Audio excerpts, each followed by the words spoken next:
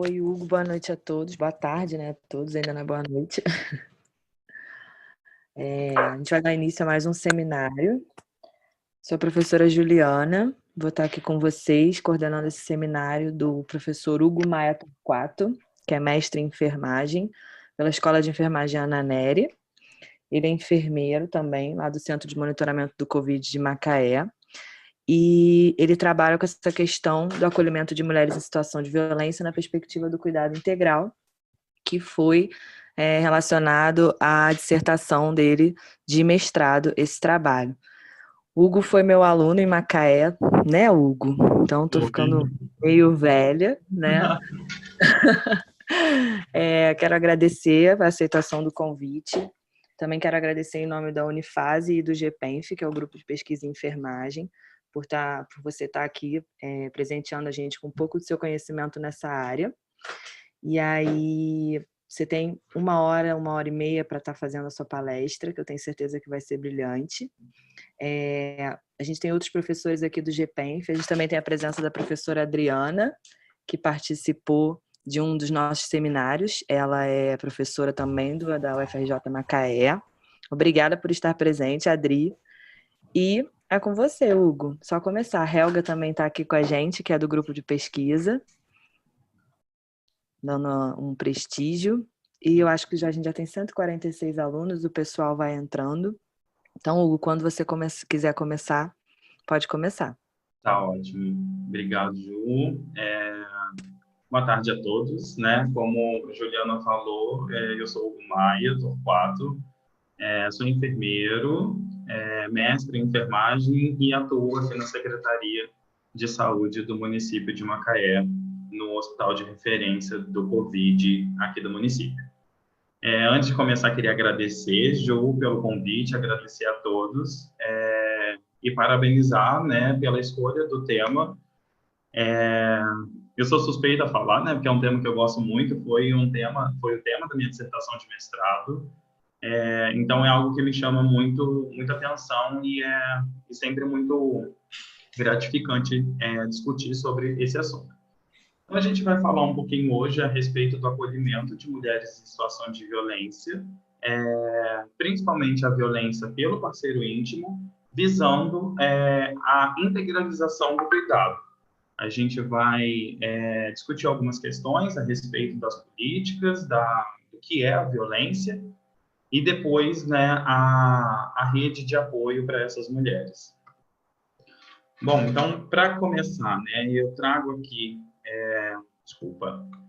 para vocês a conceituação de violência, né? Então, a Organização Mundial de Saúde, desde 2002, já entende a violência como um problema de saúde pública, né? E discutir sobre a violência é de extrema importância para a gente incentivar as políticas públicas a respeito dessa temática.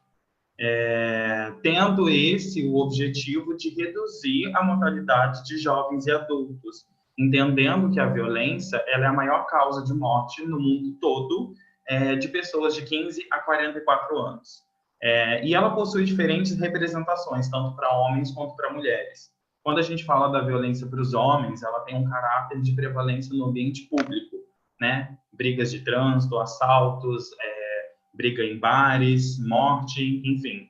E já relacionado à violência às mulheres, a gente tem uma prevalência dentro do ambiente doméstico. Então, aquele local onde as mulheres deveriam se sentir seguras e acolhidas é onde elas mais sofrem com a violência. Então, no Brasil, né, nós temos a questão do homicídio bastante presente, sendo a maior causa de morte dos homens, entendendo a questão da violência no ambiente público.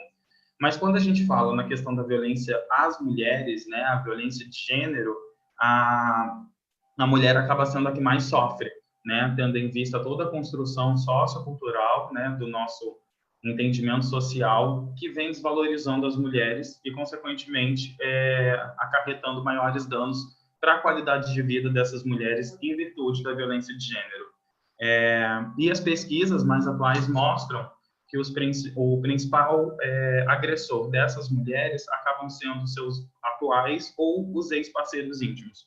Então, aquela pessoa que a mulher escolheu viver ao seu lado acaba sendo o principal agressor dessa mulher. Aí aqui eu trago para vocês a Política Nacional de Enfrentamento à Violência contra a Mulher. Essa política ela existe desde 2011 e ela define a violência contra a mulher como qualquer conduta ou ação baseada no gênero que cause morte, dano ou sofrimento físico, sexual, psicológico à mulher, no ambiente público ou privado, mesmo as pesquisas trazendo maior prevalência dentro do ambiente doméstico. E aí a gente precisa entender, né, o que é a violência de gênero. Muito se fala de violência doméstica, violência de gênero, violência contra a mulher. Esse termo violência contra a mulher ele já caiu em desuso. O ideal agora é falar violência perpetrada às mulheres ou mulheres em situação de violência, tendo em vista justamente as questões de gênero e as representações do gênero na sociedade, né, por conta dos relacionamentos homoafetivos.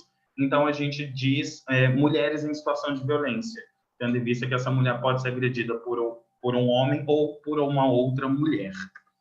Então, para a gente falar da violência de gênero, primeiramente a gente precisa diferenciar gênero e sexo, né? Sexo são as questões biológicas, físicas, né, daquela mulher, daquele homem, né? O órgão genital masculino e feminino é o que vem a caracterizar o sexo da pessoa. Já o gênero é como essa pessoa se reconhece e se comporta dentro da sociedade. E isso faz com que as diferentes formas de gênero que nós temos hoje venham a acarretar e a sofrer com a violência de gênero, principalmente as mulheres nessa situação.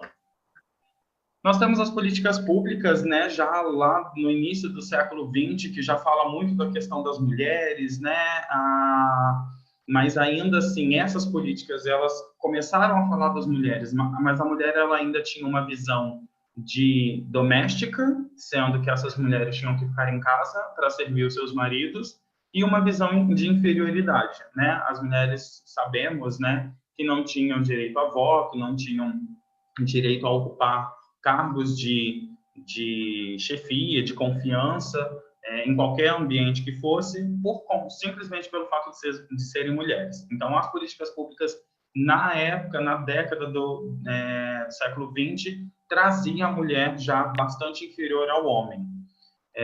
E justamente por conta dessa construção, né, da imagem social, tanto do homem quanto da mulher. Quando a gente fala da imagem do homem, a gente vê uma questão, né, bastante presente da masculinidade, da força. O homem é o provedor do ambiente doméstico e a mulher é aquela que vai passar, lavar, cozinhar e servir a esse homem e a seus filhos, né? Então, as mulheres se limitavam, à época, única e exclusivamente a cuidar do ambiente doméstico, né? As mulheres não estudavam, não tinham direito a voto, não conquistavam o seu espaço dentro da sociedade. E isso tudo, né, juntou na formação social do ser homem e do ser mulher dentro do contexto cultural que a gente vive hoje de uma forma diferente, mas ainda bastante enraizado nessa cultura antiga. E a partir, né, dos movimentos feministas, né, na década de 80, foi instaurado no Brasil o Programa de Assistência Integral à Saúde da Mulher, em 1984. O que é importante falar dessa questão do programa, ele visava, né, uma integralidade do cuidado às mulheres, né, entendendo a mulher como um ser holístico e não única e exclusivamente como um ser doméstico e uma parturiente, né, aquela que está biologicamente pronta para parir, mas sim na sua integralidade, né, nos seus aspectos psicossociais, enfim, toda a questão que englobava a mulher nessa época. No entanto, era um programa, ele funcionava como recomendações para que os municípios, as políticas, o governo como um todo, pudessem seguir, mas não tinha nenhuma cobrança, justamente pelo fato de programa. Só em 2004, 20 anos depois, que foi promulgada a Política Nacional de Atenção Integral à Saúde da Mulher. Aí sim, nós temos respaldos legais, né, a partir dessa política que visam respaldar os direitos das mulheres de acordo com a sua integralidade de cuidado. E depois nós tivemos, em 2006, promulgado a Lei 11.340, que popularmente conhecida como a Lei Maria da Penha, que vem a coibir, né, qualquer forma de violência contra as mulheres no contexto da sociedade. E, por fim, nós estamos em 2011, a promulgação da Política Nacional de Enfrentamento da Violência contra as Mulheres, justamente pelo fato da grandiosidade que tornou a questão da violência perpetrada às mulheres. Aqui eu trago para vocês alguns dos diferentes tipos da violência de gênero que a gente tem, né? A própria Política Nacional traz esses 5 tipos, que é a questão da violência física, a violência psicológica, sexual, patrimonial e simbólica, ou mais conhecida como violência moral, né? A física, obviamente, que é quando, né, o ato de violência física acontece, né? Quando ele bate, chuta, empurra, quando ele tem contato físico violento com essa mulher. A psicológica são as questões de humilhação, de insultar, de ameaça. Isso se configura como uma violência psicológica. Já a violência sexual vai muito além do que a gente pensa de um estupro, que é mais socialmente aceito como violência sexual. Dentro de um casamento, né, heteronormativo ou homoafetivo, o qual a mulher não quer ter uma relação sexual e ela é forçada a isso, já se configura a partir da política nacional como um ato de violência sexual. Ou até mesmo quando o agressor ele proíbe a mulher de usar métodos contraceptivos. Isso também se configura como uma violência sexual. A violência patrimonial é quando o agressor ele tira os direitos dos bens, né, que o casal construiu, ou até mesmo quando ele destrói algum bem que pertence a essa mulher. Como, por exemplo, muito recorrente, quando o agressor quebra o telefone da mulher durante uma briga, né? Isso se configura também com uma violência patrimonial e que pode ser, dentro de um processo judicial, ela pode pedir a restituição do valor desses bens. Não faça isso, não faça movimentos. Oi? Foi só uma interferência, Hugo, já fechei. Ótimo. Pode continuar. Tá bom. E a violência moral é aquela questão que inferioriza a mulher dentro do contexto social. Quando o agressor ele diz que a mulher ela é incapaz, que ela nunca vai galgar espaços maiores, né? Isso tudo se configura na violência moral, né? Que tem o perfil de desvalorizar as competências e as capacidades dessa mulher. Aí aqui eu trago para vocês um fluxograma de Krug, que é um autor bem famoso, né, que se debruça na temática da violência, que tem os diferentes tipos de violência, onde a gente tem a violência autodirigida, que é quando a mulher faz a automutilação, a violência interpessoal, né, que é quando uma outra pessoa agride essa mulher, ou a violência coletiva. Sendo que os principais agressores são o parceiro íntimo, né? E a violência, então, ela se configura como interpessoal, porque é uma violência entre duas pessoas. Aqui eu trago para vocês essa imagem que é do mapa de violência do Ministério da Saúde de 2015, que eu acho bastante interessante, que ele retrata exatamente como nós vemos ou como nós negligenciamos a questão da violência. Então, para mim, né, eu gosto bastante dessa imagem porque ela retrata a violência como um iceberg, né, em que a gente só vê a ponta do iceberg para fora da superfície do oceano, em que é quando já tem os casos mais graves, né, que é quando essa mulher já é agredida, quando já acontece um feminicídio, quando ela é espancada, enfim, quando as marcas físicas já aparecem. Sendo que, para baixo do iceberg, para baixo da superfície do oceano, existe a grandiosidade do iceberg, né? A ponta é o estopim. Para baixo, que tem toda a complexidade que desqualifica a qualidade de vida dessas mulheres, onde elas são humilhadas, elas são chantageadas, são ameaçadas, enfim, e isso tudo vem acontecendo durante longos anos. Muitas vezes a violência física, quando chega a violência física, ela é um tempo menor de ocorrência, e é quando a mulher ela não consegue mais suportar aquilo e busca por ajuda.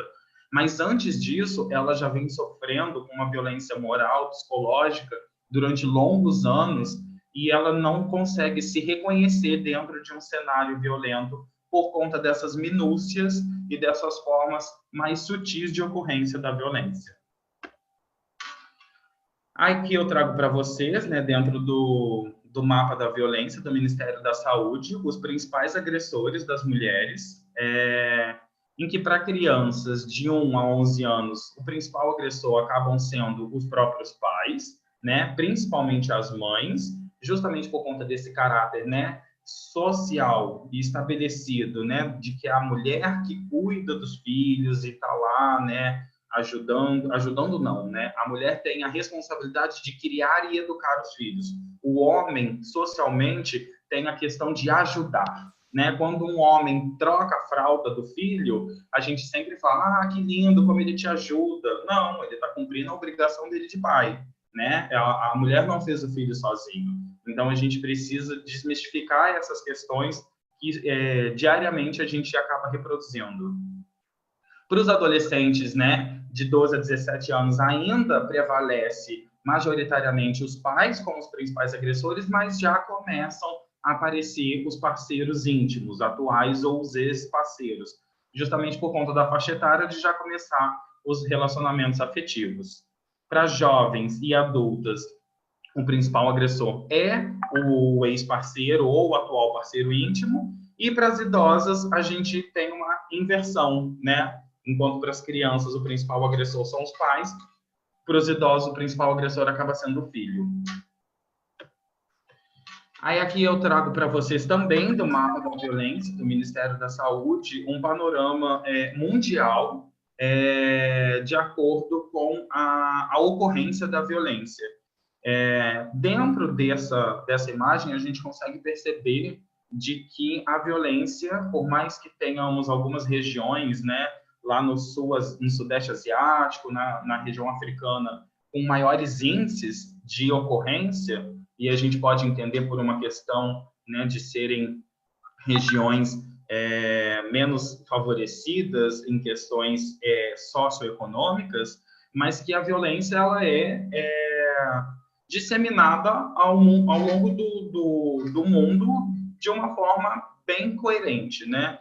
Por mais que tenhamos essa divergência de regiões, mas ela é bastante presente em vários países do mundo todo. Aí aqui eu trago para vocês, né, a prevalência dos principais tipos de violência, né, em que a principal, de acordo com o Ministério da Saúde, é a física, é a que acaba acontecendo, né, em maior proporção, em torno de 60%, a psicológica em torno de 23% e a sexual em torno de 12%. Eu trago esse dado, mas eu também acho bastante interessante a gente refletir na questão de que por que a violência física ela é a maior prevalente, né? Tem a maior prevalência em torno de 60%, porque é uma violência que a mulher consegue identificar, né? É uma violência que a mulher consegue perceber que ela levou um soco e que ela sofreu uma violência física. E, no entanto, né, a violência psicológica e principalmente a sexual, elas acabam sendo negligenciadas pela própria mulher, porque elas acabam não se entendendo dentro daquele cenário violento. Então, esses dados eles podem estar sendo subnotificados justamente pela falta da percepção da mulher da violência que ela está sofrendo. E aí onde entra, né, o papel dos profissionais de saúde como um todo, para que a gente oriente, né, e traga informação para essas mulheres de como essa violência pode acontecer. E do outro lado, eu trago para vocês o local de principal ocorrência da violência, como eu falei para vocês, a residência, né, o ambiente doméstico, que deveria ser acolhedor e seguro para essa mulher, é onde ela acaba mais sofrendo a violência, em torno de 72%, e na rua, né, apenas 16%, onde as mulheres, principalmente, acabam sofrendo agressões físicas e uma agressão sexual, né, por conta dos estupros que acabam acontecendo nos ambientes públicos. Aí aqui eu trago para vocês alguns dados alarmantes para a gente entender de como a violência é uma situação que preocupa e como a gente precisa discutir sobre esse assunto para a gente ressignificar algumas coisas na nossa vida e para a gente também ajudar essas mulheres que sofrem a violência. De acordo com um dado do IBGE de 2010, é o último censo que a gente tem no Brasil, cerca de 34 milhões de mulheres brasileiras se encontravam em situação de violência. De acordo com a Organização Mundial de Saúde, em um estudo realizado, em torno de 30% das mulheres com parceiro íntimo já tinham sofrido algum tipo de violência. De acordo com o Ministério da Saúde, no mapa da violência, a cidade do Rio de Janeiro tem uma prevalência de 119 casos a cada 100 mil habitantes de mulheres violentadas pelos seus parceiros íntimos. E de acordo com o Fórum Brasileiro de Segurança Pública, em 2017, foi realizada uma pesquisa com 83 países, dos quais o Brasil ocupou a 5ª posição do país que mais mata mulheres ao longo dentre esses países estudados, com uma prevalência de quase 5 feminicídios a cada 100 mil habitantes. Então, assim, o nosso país é muito grande, nós temos belezas naturais incríveis aqui, mas a gente também tem situações que não são tão boas de serem representadas, né, mundo afora. E essa questão da violência é uma delas que a gente acaba tendo esse dado aqui bastante contundente. E aí a gente fala de violência e aí a gente sempre pensa assim, poxa, mas por que essa mulher ela continua com esse cara? Por que ela está ali sendo agredida? A gente de fora, né, acaba julgando sem entender a realidade dessa mulher, né? E aí por quê? Quais são as dificuldades que essas mulheres enfrentam para romperem com esse ciclo, para se distanciarem do seu agressor, enfim. Nós temos algumas questões, né, bastante pertinentes no fato das mulheres não romperem com a violência. E a principal delas, que os estudos mais mostram, é a questão da esperança que elas têm de que o agressor vai mudar. Né? As mulheres, elas são agredidas e depois vem as falsas promessas, o que a gente chama de ciclo da violência, né? Essa mulher é agredida, depois ele pede perdão, ele coloca esperança dentro dessa mulher de que ele vai mudar, e aí depois o ambiente fica conturbado novamente, aumenta a tensão e novamente acontece a violência. A esperança do agressor mudar geralmente acontece na fase que a gente chama de lua de mel, né? Existe a agressão, depois existe a lua de mel, depois aumenta o momento da tensão. Esse é o ciclo da violência. Essa lua de mel é justamente a lua de mel que a gente conhece, dos casais felizes que vão curtir, vão viajar, vão, né, aproveitar um ao outro. Isso acontece muito dentro da violência quando essa mulher é agredida. Né? Ela foi agredida, no dia seguinte o agressor ele manda flores para o trabalho dela, ele compra chocolates para ela, ele a leva para jantar no seu melhor, no restaurante que ela mais gosta, enfim, ele cativa essa mulher novamente e ela acaba se iludindo na questão de que ele vai mudar, mas ele não muda, né? O agressor, quando ele agride, ele vai agredir sempre. A questão do medo de represálias e de novas agressões. A represálias é por conta do julgamento, né, social. As mulheres vítimas de violência, elas têm muita preocupação do que as pessoas vão pensar dela separar, dela viver a violência e ter que externalizar isso para alguém. Então, isso faz com que elas se perpetuem dentro do ciclo de violência. E a questão de novas agressões, né, porque ela tem medo de sofrer novamente, então ela acaba ficando calada, e que aquilo se mantenha daquela forma, onde ela não vá sofrer novamente, né, na cabeça dela, mas infelizmente as agressões são recorrentes. A ruptura dos laços familiares e sociais, né, a questão, né, das mulheres romperem, né, a presença dos filhos é muito significativa na questão da mulher romper com o ciclo da violência, justamente pelo fato delas visualizarem, projetarem a desestruturação familiar como sendo sua responsabilidade, e não como sendo responsabilidade do agressor que a vem agredindo há muitos anos, né? Então, ela acaba se mantendo no cenário violento justamente para evitar que a sua família se desfaça.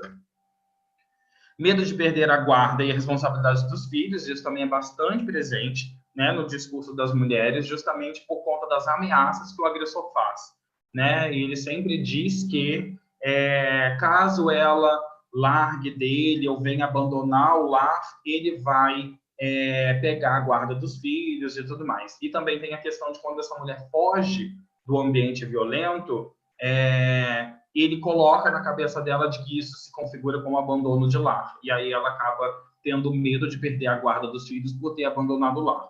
Juridicamente, isso não acontece. Isso é uma informação também bastante pertinente para a gente ter em mente e repassar de que essa questão de abandono de lar não existe. Perante a questão da violência, as mulheres que abandonam um lar violento não configura-se como abandono de lar e elas não correm o risco de perder a guarda dos filhos por conta disso. A naturalização, né, que a sociedade tem da violência, toda a questão da estigmatização de inferioridade dessa mulher dentro do contexto social. Então, isso faz com que a mulher se perpetue dentro da violência, que quando ela tenta procurar ajuda, dependendo para quem, onde ela vai, a pessoa que ela procura ajuda ou é uma outra vítima e acaba naturalizando aquela violência que ela vive, ou então é um possível agressor e ele acaba desmoralizando a vivência dessa mulher, né? Então, assim, está muito enraizado na sociedade e isso faz com que as mulheres também se perpetuem dentro do cenário violento. A censura da família e da comunidade, isso é bastante presente, as mulheres têm muito medo do que a família vai pensar, o vizinho, enfim. Então, elas preferem manter um relacionamento falido do que enfrentar os comentários das pessoas ao seu redor. O risco de vida, porque a questão da ameaça é bastante presente na vida dessas mulheres, não só para elas próprias, como para os seus entes queridos, né? Os agressores, eles ameaçam muito essas mulheres de tirar as suas vidas caso eles venham a ser abandonados. E uma questão de dependência afetiva e econômica, né? Onde essas mulheres elas não conseguem se desvencilhar desse agressor por entender ou por achar que ama esse cara e acaba não conseguindo se afastar dele.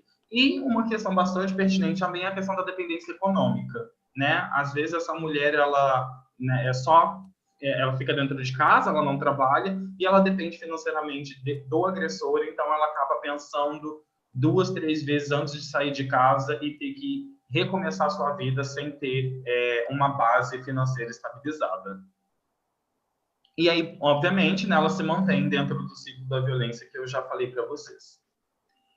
E aí a gente tem algumas ações, né, de combate da violência. O que é bastante interessante falar a respeito disso, a respeito da Lei Maria da Penha, né, em específico, é que ela não foi uma iniciativa própria do Brasil, infelizmente, né? A partir do Comitê para a Eliminação de Todas as Formas de Discriminação contra as Mulheres, da ONU, e da Convenção Interamericana para Prevenir, Punir e Erradicar a Violência contra a Mulher, foi feita uma pressão mundial para o Brasil promulgar a lei, tendo em vista o caso drástico que aconteceu com a Maria da Penha, e fez com que teve essa pressão internacional para que a gente tivesse uma política que respaldasse os direitos das mulheres em situação de violência. Então, foi promulgado no Brasil, em 7 de agosto de 2006, a Lei 11.340, que é popularmente conhecida como Maria da Penha. que por sinal é essa senhora aqui da foto que eu trago para vocês. Maria da Penha, então, o nome dela é Maria da Penha Fernandes, Maria da Penha Maia Fernandes, desculpa. Ela é uma farmacêutica cearense, ela ainda é viva, ela mora em Fortaleza. Ela era casada, o seu marido, seu ex-marido, né? Ele é colombiano, desculpa, ele ainda não é falecido. Ele é colombiano e ela sofreu 2 tentativas de homicídio muito sérias em 1983. A primeira delas, ele tentou matá-la eletrocutada enquanto ela tomava banho utilizando um secador de cabelo. Né? Ele ligou o secador de cabelo e jogou no banheiro para tentar matá-la eletrocutada. Sem sucesso. E a segunda tentativa drástica foi quando ele forjou um assalto onde ela levou um tiro. Esse tiro fez com que ela ficasse paraplégica. E a partir disso, ela começou a procurar pelos seus direitos, né, para que acontecesse a punição desse agressor. 19 anos e 6 meses depois, sendo que no Brasil um crime se prescreve com 20 anos, então faltando apenas 6 meses para o crime que ela, né, sofreu fosse prescrito, de acordo com a lei do Brasil, o ex-marido dela foi condenado em 2002 a cumprir 20 anos de prisão. Desses 20 anos, ele cumpriu 1/3 da pena e foi solto, e respondeu em liberdade. Então, esse foi considerado, no Brasil, o primeiro crime de violência doméstica hediondo, e, a partir disso, teve essa pressão internacional para que fosse promulgado no Brasil essa lei que respaldasse os direitos das mulheres em situação de violência. E aí a questão, né, a gente está falando, né, das redes de apoio, né? A gente tem a Política Nacional de Atenção Integral à Saúde da Mulher, né, que ela se baseia totalmente na questão do gênero, né, nas conquistas sociais de gênero dessas mulheres, tendo em vista, né, a formação sociocultural de que a nossa sociedade é pautada e enraizada, onde as mulheres são desvalorizadas, né, em todas as questões. Né? A gente está lá no trânsito, a gente vê uma pessoa dirigindo mal, antes mesmo de saber quem é, a gente já julga de que é uma mulher. Enfim, todas essas questões, essas minúcias do nosso cotidiano, que a gente às vezes acaba reproduzindo sem pensar, mas que isso tem um peso substancial muito grande na vida das mulheres desde muito longa data, né? Onde elas vêm sofrendo com as questões dos gêneros há anos. Né? E a política, ela tem essa ideia da visão holística, do olhar integralizado dessas mulheres, e que elas não fossem mais vistas única e exclusivamente como parturientes e domésticas. Não que elas não pudessem ser vistas dessa forma, mas não somente dessa forma. Muito pelo contrário, né? As mulheres, por conta da formação social, elas acabam tendo mais demandas do que nós homens dentro da sociedade. Elas são mães, elas são mulheres, elas são donas de casa, muitas vezes, elas são funcionárias de alguma empresa, enfim, elas têm várias demandas que exigem respeito e a igualdade de gênero. Portanto, a política ela visa um cuidado humanizado, né, em que não cabe a gente, né, nem a ninguém julgar a conduta de qualquer mulher, independente da situação que ela esteja inserida. A gente tem que orientar e informar os dispositivos legais para que essa mulher se sinta respaldada. A decisão cabe única e exclusivamente para a própria mulher. E, a partir disso, a gente consegue estabelecer um vínculo de confiança, e esse vínculo respalda a nossa atuação nos ensinamentos para que essa mulher consiga promover o seu autocuidado, né? E isso é o primordial da política para que a gente venha a colaborar mesmo com a qualidade de vida e o sucesso dos anseios sociais dessa mulher. A gente tem a Política Nacional de Enfrentamento à Violência contra as Mulheres, que ela se baseia em 4 pilares principais. A questão da prevenção, através das ações educativas, né, que visam a a promover a qualidade de vida dessas mulheres e prevenir que elas venham a sofrer algum tipo de violência. A questão assistencial, fortalecendo as redes de atendimento dos serviços especializados de atendimento, enfrentamento e combate a partir da promulgação da Lei Maria da Penha, onde esse agressor vai ser punido, e o acesso e garantia dos direitos, né? Entendendo que a violência contra a mulher é um dos principais fatores de não acesso aos direitos humanos das mulheres. E aí, quando essa mulher é agredida, né? O que ela faz? Para onde ela vai? Né? Aqui que a gente começa a pensar na questão do acolhimento, né? Em que momento que nós vamos acolher essa mulher? Para onde que ela vai ser referenciada? O que nós devemos fazer para acolher e acompanhar essa mulher? A gente tem a questão da atenção básica, né? Que nós da área da saúde já batemos nessa tecla há anos e anos, de que é a porta de entrada do Sistema Único de Saúde, e que a comunidade tem que estar próxima, né, das estratégias, em que elas têm um vínculo de confiança, de atendimento, tem uma continuidade de acolhimento. Então, a gente consegue perceber diversas situações a partir dos sinais não falados, né? Isso também é muito importante para a gente, enquanto profissional de saúde, ter essa percepção dos sinais não verbais. Muitas vezes as mulheres, por exemplo, chegam numa consulta de enfermagem para fazer um pré-natal ou para fazer uma consulta ginecológica com a realização de um preventivo, e aquilo é o de menos. Às vezes ela não está ali para aquilo, né? Ela está simplesmente cumprindo uma agenda que a foi imposta pelos profissionais da estratégia.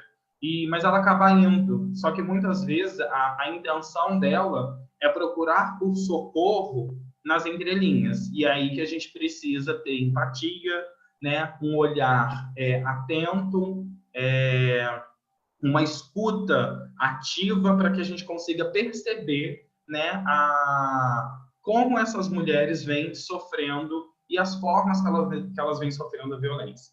Então, isso tudo a gente consegue observar a partir da atenção básica. Em seguida, a gente tem os serviços de média e alta complexidade, que são serviços ambulatoriais, os serviços hospitalares e de reabilitação, onde essas mulheres elas dão segmento de acordo com as suas necessidades. A gente sabe, né, uma mulher agredida, ela precisa fazer um BAN, que é um boletim de atendimento médico, então ela vai ser encaminhada para o IML. Então, muitas vezes ela passa pelos diferentes níveis de complexidade de atenção e cuidado, justamente por conta da gravidade dos atos de agressão que ela acabou sofrendo. E isso tudo, né, a gente deveria, pelo menos, ter a questão da referência e contra-referência da atenção básica com os serviços hospitalares e ambulatoriais, para que a gente consiga dar seguimento ao cuidado dessas mulheres, e não simplesmente acolhê-las de imediato nas suas demandas de violência e simplesmente depois abrir mão, né, e deixar que o outro setor resolva essa situação. Até mesmo porque essa mulher, em um momento, vai voltar para o território e para a sua residência. Então, a gente precisa desse acompanhamento dentro da atenção básica. Ou ela vai ser referenciada para um centro de reabilitação devido a alguma incapacidade físico-motora por conta de alguma agressão sofrida, enfim. E nisso tudo, né, os serviços de saúde eles precisam se comunicar também, né? Aí entra uma questão já de governo municipal, estadual, para que essas redes elas se conversem com as redes intersetoriais. E o que são essas redes intersetoriais? A gente tem a questão de segurança pública, que é onde essas mulheres, né, procurarão por ajuda, por segurança. A questão dos centros especializados, né, que são os famosos CEAMs, Centros Especializados de Atendimento às Mulheres, onde elas contam com um apoio jurídico, psicológico e de assistência social.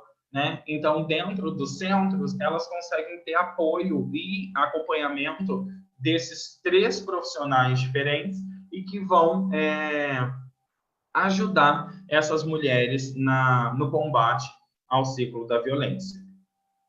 A rede intersetorial, né, como eu falei para vocês, acaba sendo, né, o IML, o Instituto Médico Legal, a Polícia Militar, a Defensoria Pública, as Secretarias Municipais de Saúde,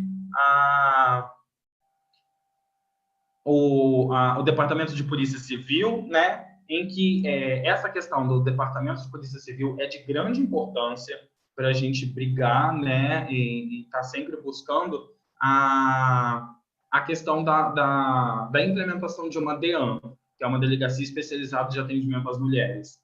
Porque dentro de um CIAM, por exemplo, a ideia do centro é que ele seja composto única e exclusivamente por profissionais do sexo feminino, justamente para ter uma questão de empatia, né, de você visualizar na figura de quem está te atendendo a presença de uma mulher que, na cabeça dessa mulher agredida, também tem condições de fragilidade para que venha a vivenciar uma situação de violência.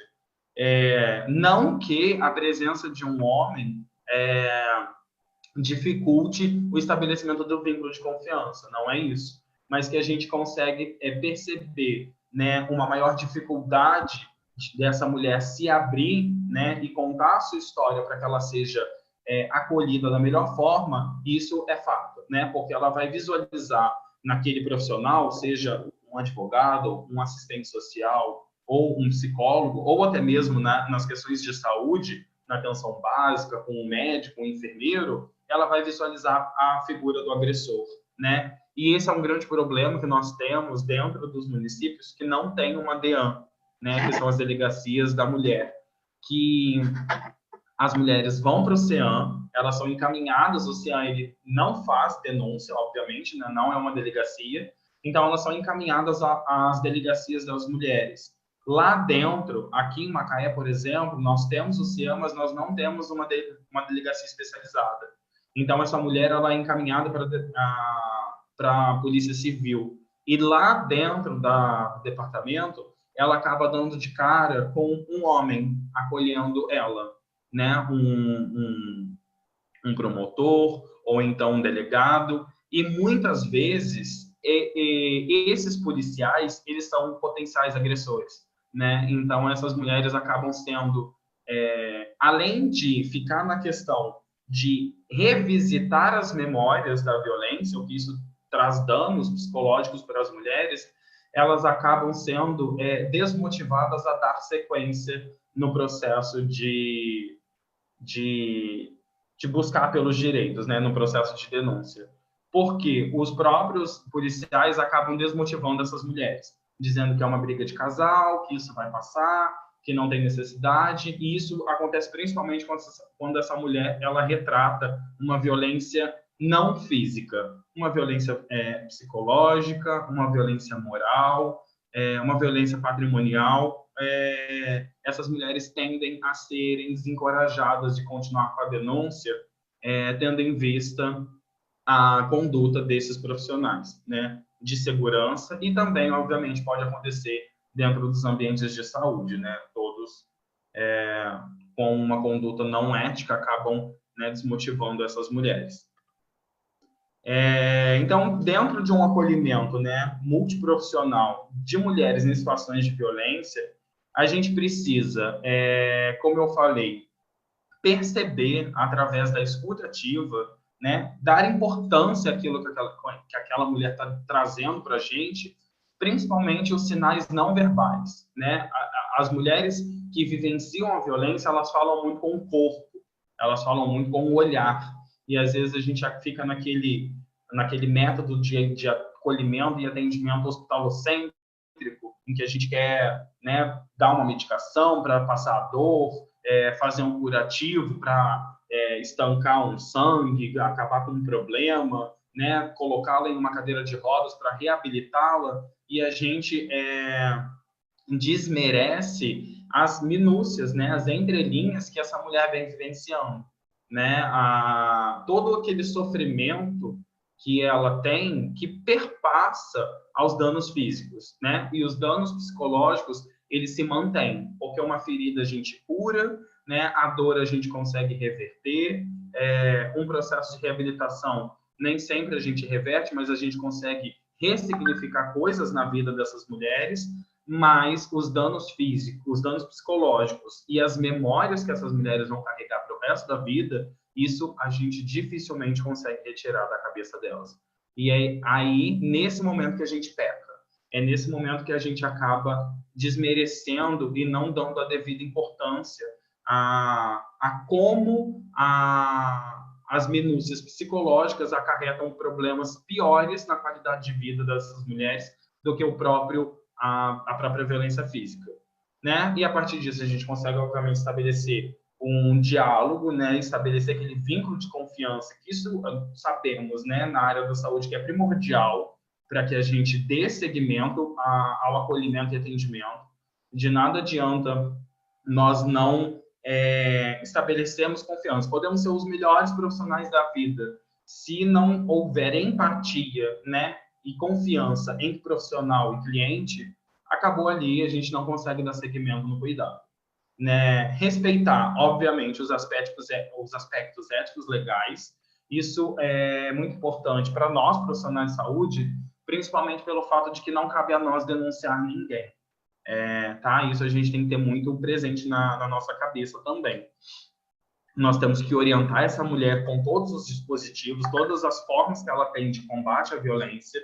Nós devemos fazer, sim, a notificação compulsória. A violência é uma questão de notificação compulsória. No entanto, não cabe a nós ligar para a delegacia para denunciar essa violência. Enfim, isso é uma decisão única e exclusivamente da mulher agredida, justamente pelo fato da gente relembrar todas aquelas questões que eu falei no início, do porquê a mulher se mantém dentro do domicílio violento, né? A gente vai lá tentando ajudar e liga, né, para denunciar o agressor, e aí ele vai preso, e aí ele que é o provedor, né, de dentro do domicílio, e essa mulher fica totalmente desassistida. Então, ela precisa se entender dentro do cenário violento, e a denúncia cabe única e exclusivamente a ela. Né? E a partir disso, né, com essas questões que deveriam fazer parte, né, do nosso cotidiano profissional, a gente estabelece um cuidado humanizado, né, entendendo a mulher como um ser humano integral, né, e respeitando toda a complexidade que é ser mulher dentro de uma sociedade extremamente enraizada no machismo, que é a qual nós vivemos aqui no Brasil e em outros países no mundo. Né? E a partir disso a gente consegue, obviamente, prevenir, né, novos episódios de agressão, tratar essa mulher, né, em situação de violência e reabilitá-las. Reabilitá-las não só numa questão físico-motora, mas uma reabilitação de que essas mulheres consigam restabelecer o autocuidado e que elas consigam ser reinseridas no contexto social com confiança e não com medo de represálias ou de novos episódios de violência. Aí aqui, então, eu trago para vocês, né, o fluxograma de atendimento dentro da atenção primária, dos ambientes hospitalares, em que, né, a gente precisa entender o que aconteceu com aquela mulher para que a gente tome os devidos cuidados, né? Se essa mulher foi estuprada, a gente tem que fazer, além da notificação compulsória, a gente precisa, né, fazer a profilaxia pelas ISTs, né?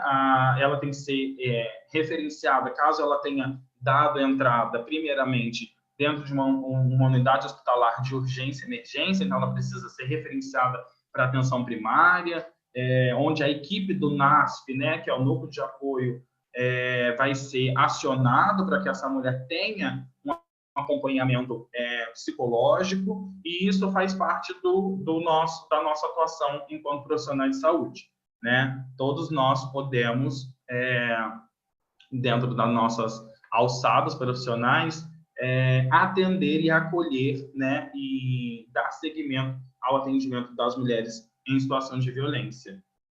E a gente fala muito o que a gente tem que fazer, né? E o que nós não podemos fazer de forma alguma, além de romper totalmente com o vínculo, né, estabelecido, ou numa tentativa de estabelecer o vínculo de confiança, o que nós, profissionais, não devemos fazer nunca em uma situação de mulheres vivenciando violência. Nós nunca devemos, né, usar estilo interrogativo, confrontador ou acusador, né? Isso reprime a mulher de falar aquilo que ela de fato está sentindo, né? Quando a gente está lá acusando ou confrontando algum fato que ela nos trouxe, a gente acaba deixando ela amedrontada e ela acaba se sentindo não segura em relatar o que ocorreu de fato. Fazer perguntas indutivas, do tipo que nós sempre vemos, né? Você estava usando saia quando você saiu à noite do shopping? Né? Como se isso fosse um convite ou uma carta de autorização para ela ser estuprada. Né? Então, assim, as perguntas indutivas, a gente mostra para o cliente que está em atendimento ou aquilo que nós queremos ouvir. Né? Então, quando a gente faz uma pergunta indutiva, ela já se sente na obrigação de responder aquilo que nós estamos querendo ouvir. Né? E, na verdade, a gente precisa saber de toda a complexidade daquilo que essa mulher vem vivenciando. Perguntas desnecessárias que venham causar sofrimento. Né? A gente precisa entender o fato, mas dentro do limite da mulher. Né? Aquilo que ela quer compartilhar conosco. Não cabe a gente ficar desmiuçando um assunto que ela não se sente à vontade para falar, pelo menos não naquele primeiro momento. Né? Isso tudo faz parte do vínculo de confiança. Hoje ela pode não ter trazido algum fato, no entanto, numa próxima consulta, em um outro momento, ela acaba se sentindo à vontade e acolhida para poder contar todas as questões que ela acabou vivenciando. Fala muito e não deixar a família falar, né? Isso também é inadmissível, né? Dentro de uma questão de violência, a mulher só entra com um acompanhante na consulta caso ela queira, tá? Do contrário, não é permitido, a menos que a mulher que vivenciou a violência permita a entrada de uma outra pessoa, né? E é muito importante ouvirmos, né? Estamos num momento, frente a uma mulher que vivenciou a violência, de ouvi-la e não de perguntar e ficar questionando sobre o episódio da violência. Geralmente, a gente, dentro de uma consulta, nessa situação, a gente acaba fazendo perguntas a respeito do que ela nos trouxe e não aquilo que nós queremos saber. Fazer comentários sobre as suas vivências e valores pessoais, isso a gente fala sempre dentro da área da saúde, que é extremamente errado, antiético, inadmissível, né? Eu deixo, quando eu entro no meu ambiente de trabalho, eu deixo quem eu sou para fora do meu ambiente de trabalho. As minhas questões sociais, religiosas, enfim, todos os meus pensamentos que me constroem, eu deixo para fora, né? Nós estamos ali para acolher e atender da melhor forma possível, sem julgar as escolhas e as atitudes da pessoa que está frente ao nosso cuidado. E, obviamente, responsabilizar a vítima, né? A mulher que sofreu violência pela violência sofrida, né? Falar da roupa que ela estava usando, dizer que ela foi agredida pelo marido porque ela não é uma boa esposa, porque ela não cozinhou direito, enfim. As mulheres que sofrem violência, elas tendem a trazer consigo mesmas a questão da culpabilização da violência. Né? O casamento dela foi para o brejo, não deu certo, porque ela não foi uma boa esposa, né? Porque ela não foi uma boa mãe, porque ela que deveria ter feito diferente, ela deveria ter limpado a casa. Ela não consegue projetar a responsabilidade da violência sofrida no agressor, né? Ela tenta encontrar nela mesma todas as justificativas possíveis que pudessem ser prováveis da violência que ela vem sofrendo. Mas ela dificilmente coloca em primeira mão a culpa única e exclusivamente do agressor. Porque ele é um cara violento, ele é um agressor, ele fez e faz isso. E as pesquisas mostram para a gente de que o agressor ele tem esse perfil agressivo já em outros relacionamentos, seja outros relacionamentos afetivos ou qualquer outro tipo de relacionamento, dentro de um laço familiar em que esse cara que agride a esposa ou a companheira provavelmente foi um cara que agrediu a sua mãe, que agrediu alguma irmã, enfim, esse perfil do agressor ele acaba se perpetuando no próprio agressor. Aí aqui eu trago para vocês, né, só esse lembrete, né, que nunca é demais para a gente ter ciência que não existe mulher que gosta de apanhar. A gente ouve muito isso, né? Nós que estudamos violência, enfim, qualquer pessoa que tem conhecimento, ela fala, ela tá com fulano porque ela gosta de apanhar. Isso não existe, né? Ela tem seus medos, ela tem as suas questões que, infelizmente, as mantém dentro do ciclo da violência. O que existe é uma mulher humilhada demais para denunciar, machucada demais para reagir, com medo demais para acusar, pobre demais para ir embora. Aí aqui são as referências que eu utilizei para a construção dessa aula. Eu trouxe para vocês, vamos ver se eu vou conseguir passar, eu trago nessa aula 2 vídeos que são bem interessantes, né? Então, pedi só para vocês, eles são rapidinhos.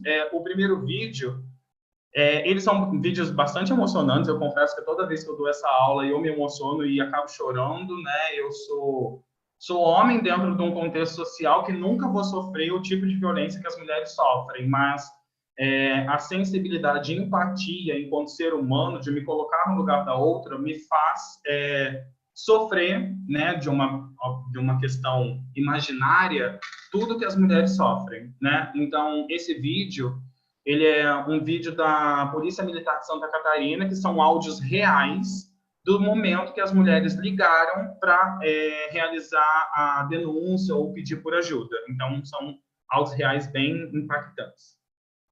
Oi, da polícia. Sim, polícia militar. Oi? Alô, pode falar?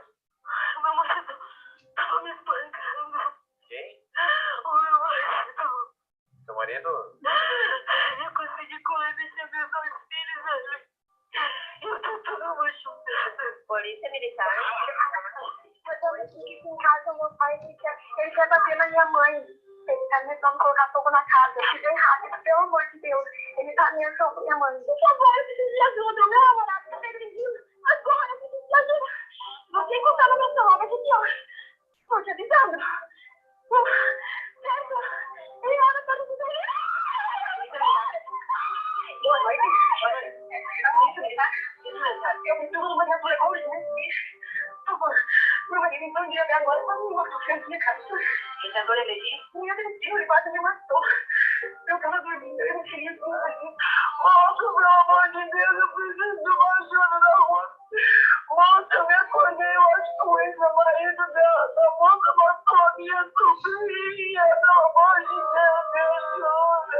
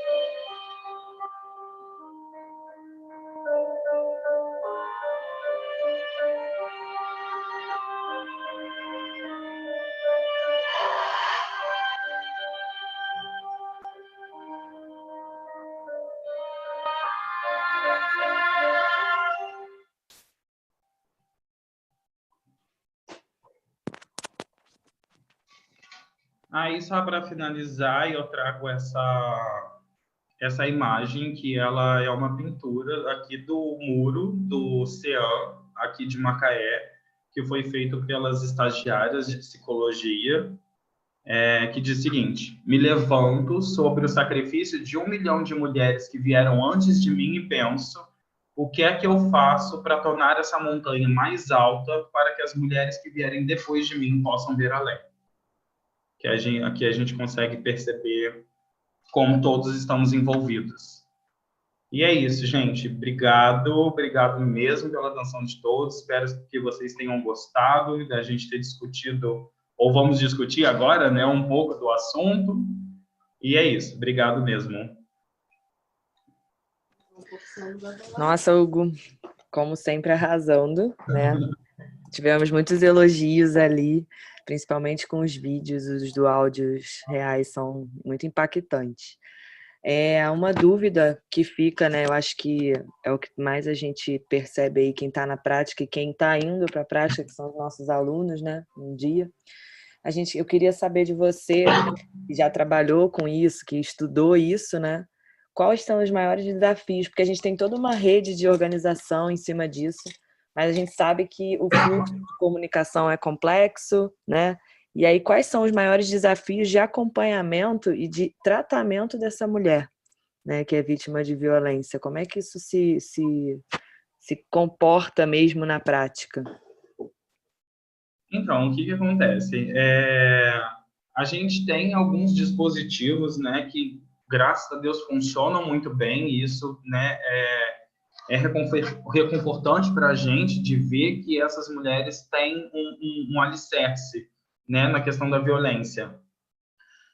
A gente tem esses dispositivos legais, né, o CEAM, né, as DEANs, enfim, que acolhem essas mulheres, além dos próprios dispositivos de saúde, né, a atenção básica, a equipe do NASF, os ambientes hospitalares, ambientes ambulatoriais, enfim.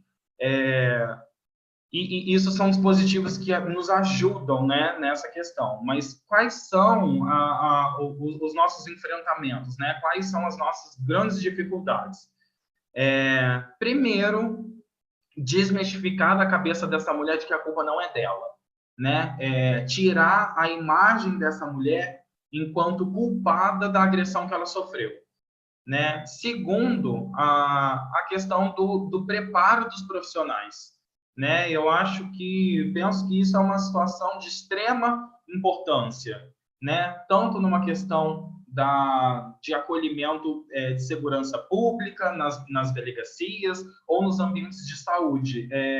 Nós, profissionais da saúde, nós não temos esse aprendizado, esse ensinamento em graduação de como trabalhar com mulheres nessa situação. E eu penso que esse é um problema que traz transtornos gravíssimos para nós, enquanto profissionais, e da nossa atuação prática.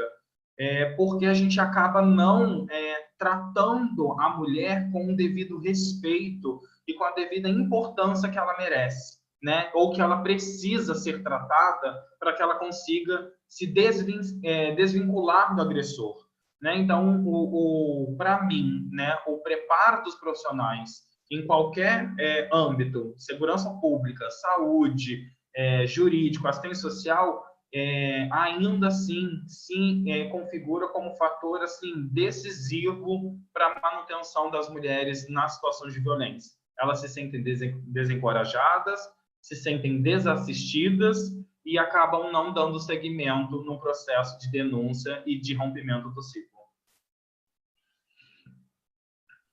A gente tem uma outra pergunta. Você acabou respondendo a pergunta da Adriana, né? Que acho que é de maior desafio para a enfermagem e aí para todos os profissionais.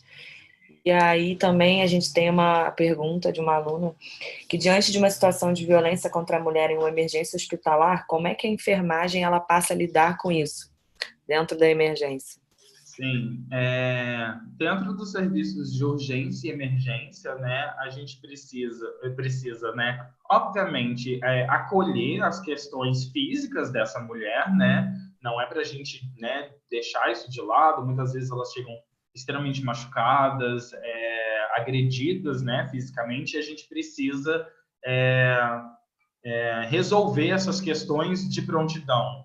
No entanto, a gente não pode, além de que, obviamente, como eu disse anteriormente, a violência é uma questão de notificação compulsória, né? Então, a gente precisa notificar alguma situação de violência, né? Quando houve essa questão, né, de uma mulher vivenciando a violência, a gente precisa notificar. Notifica o hospital e aí tem as instâncias maiores, né, de secretarias municipais, enfim. No entanto, a gente não pode se ater única e exclusivamente no cuidado hospitalocêntrico. Por mais que estejamos dentro de um ambiente hospitalar, principalmente de emergência, em que um fluxo é muito grande, pacientes graves, enfim, a gente precisa, pelo menos, claro que a gente não vai resolver todas as demandas dessa mulher ali prontamente, numa situação de emergência. Mas, assim, a gente precisa acolhê-la. Ela precisa se sentir acolhida e ela precisa entender de que aquele profissional, aquele enfermeiro que está ali cuidando dela, ele não está simplesmente cuidando de uma lesão, de uma ferida ou de um sangramento. Ele está cuidando da mulher na sua integralidade. Ele está cuidando das questões sociais, ele está cuidando das questões psicológicas que vão afetar a qualidade de vida dessa mulher. A gente não vai resolver tudo ali naquele momento emergencial, mas a gente vai dar o pontapé inicial para que ela se sinta bem e perceba de que aquele profissional acolheu a situação dela de uma maneira empática, de uma maneira carismática e com profissionalismo. E a partir desse momento estabelecido de confiança, ela vai se sentir empoderada de procurar ajudas posteriores, de procurar uma assistência social, uma assistência jurídica. Então, isso a gente consegue fazer com que ela dê seguimento e não pare ali num cuidado físico. Você percebe ainda, Hugo, assim, mais na prática disso, que ainda há uma omissão dos profissionais em relação a esse tema, quando se tem uma paciente nesse caso, ou quando se fala sobre o tema? Sim, eu ouço muito relato, né, de colegas que dizem a seguinte frase: em briga de marido e mulher a gente não mete a colher. E a gente mete a colher sim, né? É nossa obrigação enquanto profissional de saúde e muito além, enquanto ser humano, é nossa obrigação de acolher e cuidar do nosso próximo, né? Entendendo, obviamente, os nossos limites profissionais, em que não cabe a gente realizar uma denúncia, mas que a gente precisa, sim, estar frente a essa situação. Então, eu percebo ainda que o despreparo dos profissionais dentro do ambiente de saúde faz com que eles fujam, com que eles negligenciem a continuidade do cuidado. Vão cuidar apenas das questões físicas que essa mulher trouxe numa situação hospitalar, mas não vai dar continuidade do cuidado, né? Aí a gente retoma todas as questões do cuidado não integralizado e de um cuidado extremamente hospitalocêntrico. E mais uma dúvida, Hugo, quando, por exemplo, a mulher ela não quer denunciar e o profissional ele se depara com os sinais de agressão, o que a gente faz? Assim? Como que a gente se porta frente a isso?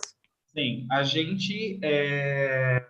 todos os casos, né, de violência a gente precisa notificar, né? Então, vai ser feito a questão da notificação compulsória.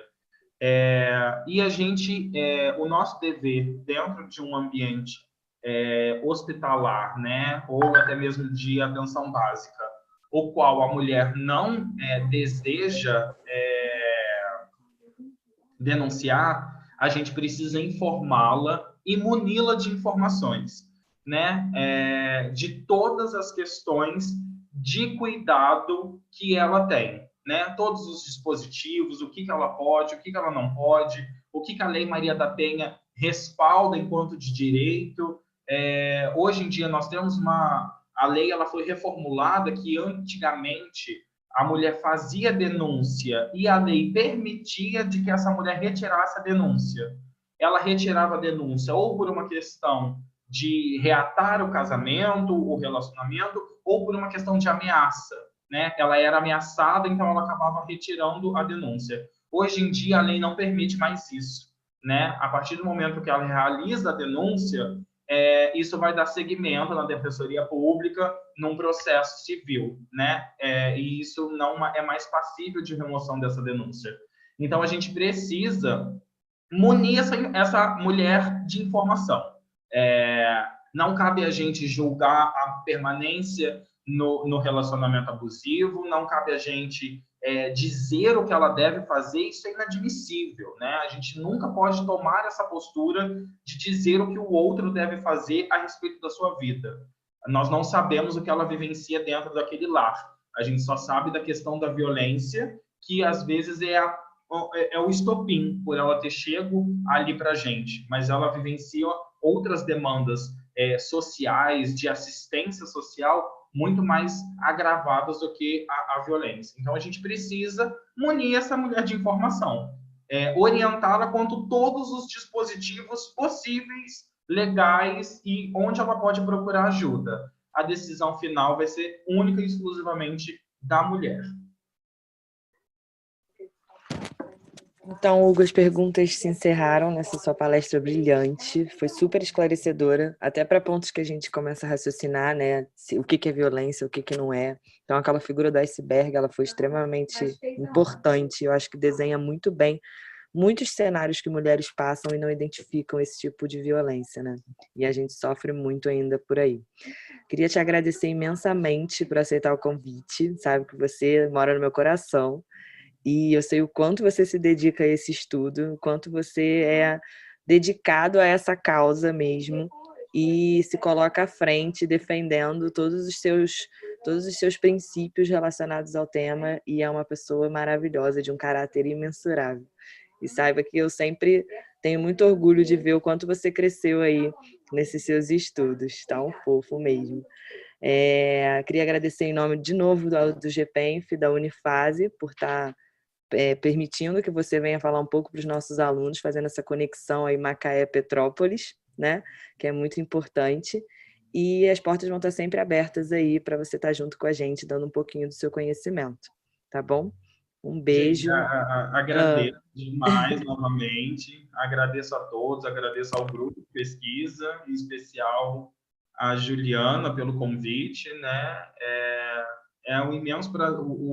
O conhecimento nada seria proveitoso se ele ficasse guardado conosco, né? A gente precisa disseminar e discutir. Então, mesmo que virtualmente nessa plataforma, a gente tem a possibilidade de discutir, de falar de diversos assuntos, e principalmente desse que me cativa muito e que eu sou extremamente militante, para que um dia a gente consiga, se não zerar, diminuir drasticamente os casos de violência. Então, assim, espalhem essa sementinha, espero que eu tenha conseguido, né, pelo menos fazer com que todos reflitam a respeito.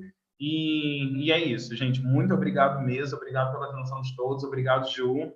E é isso, obrigado mesmo.